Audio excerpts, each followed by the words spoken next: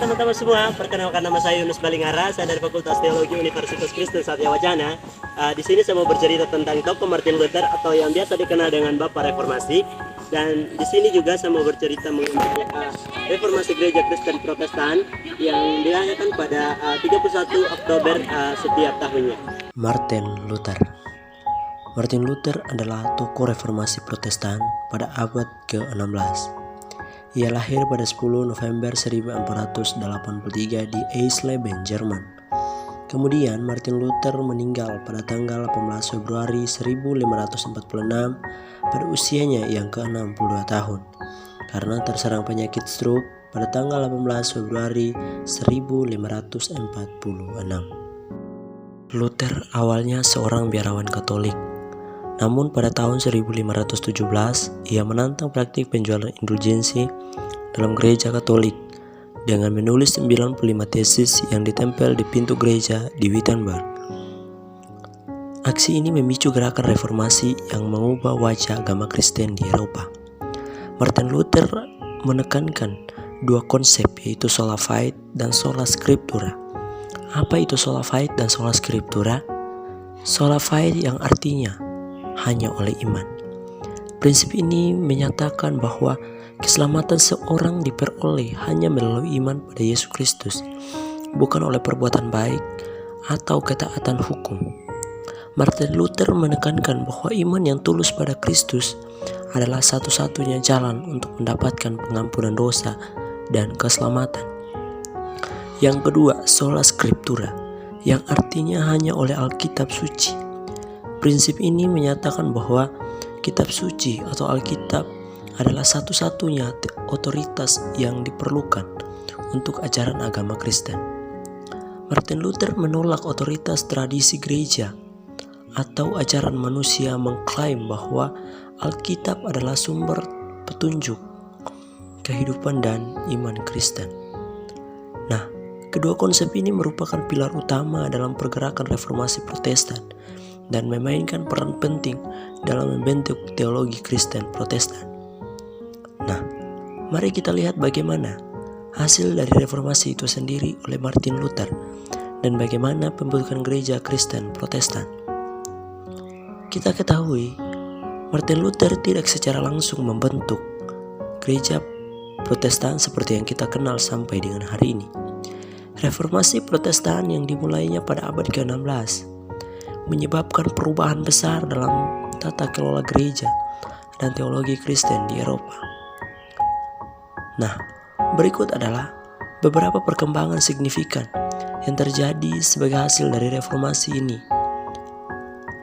Adalah yang pertama, yaitu pemisahan dari gereja Katolik. Luther menentang beberapa praktik gereja Katolik, terutama penjualan indulgensi. Kebijakan keuangan yang memungkinkan orang membeli surat pengampunan dosa. Nah, kontroversi ini menyebabkan perpecahan dengan gereja Katolik. Yang kedua adalah ajaran dan praktik teologis baru. Martin Luther mengajarkan prinsip-prinsip baru termasuk dua konsep yang sudah kita bahas tadi, yaitu sola fide dan sola scriptura atau hanya iman dan hanya kitab suci.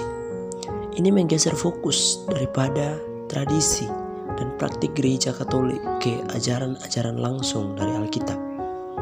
Yang ketiga adalah terjemahan Alkitab ke bahasa Jerman. Martin Luther sangat berperan dalam menerjemahkan Alkitab ke dalam bahasa Jerman. Alasannya adalah agar dapat diakses oleh lebih banyak orang.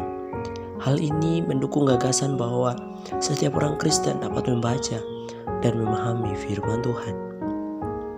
Yang keempat adalah pembentukan gereja lokal.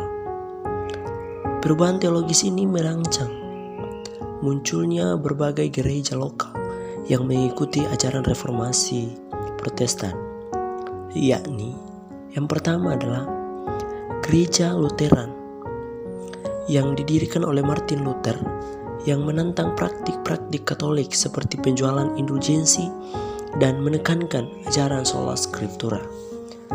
Yang kedua adalah gereja Calvinis atau Reformed yang dipimpin oleh John Calvin, yang fokusnya termasuk ajaran predestinasi dan otoritas kitab suci.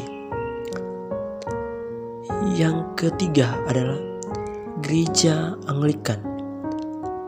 Gereja ini berkembang di Inggris dengan Henry VIII sebagai tokoh utama. Gereja Anglikan mempertahankan beberapa tradisi Katolik, tetapi dengan otonomi gereja nasional. Yang keempat adalah gereja Reformed Skotlandia atau Presbyterian. Gereja ini dipengaruhi oleh ajaran Calvin. Gereja ini memiliki struktur Presbyterian dengan presbiter sebagai pemimpin. Yang kelima adalah gereja Baptis. Gereja ini berkembang dari gerakan Anabaptis, menekankan baptisan orang dewasa dan kebebasan beragama. Jadi, kesimpulannya dari reformasi gereja oleh Martin Luther adalah terbentuknya berbagai aliran Kristen baru yang menantang ajaran dan praktik gereja Katolik Roma pada abad ke-16. Perubahan ini menciptakan keberagaman denominasi Kristen, memberikan penekanan baru pada ajaran Alkitab, dan membawa dampak besar terhadap sosial, politik, dan keagamaan di Eropa dan seluruh dunia. Reformasi juga memicu perubahan dalam pemikiran kebebasan beragama dan tanggapan terhadap otoritas gereja.